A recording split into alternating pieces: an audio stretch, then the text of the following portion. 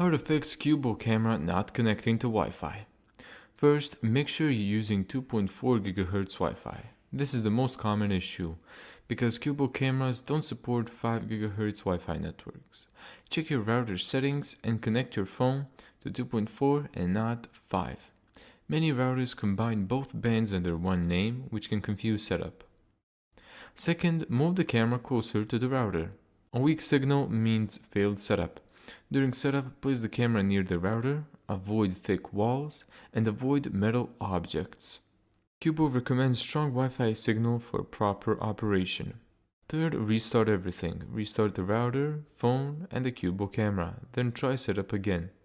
This fixes temporary IP or network glitches.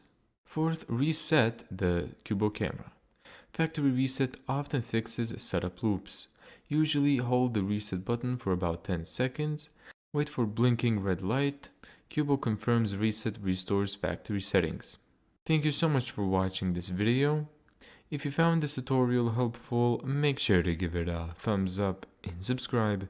And as always, see you in the next video.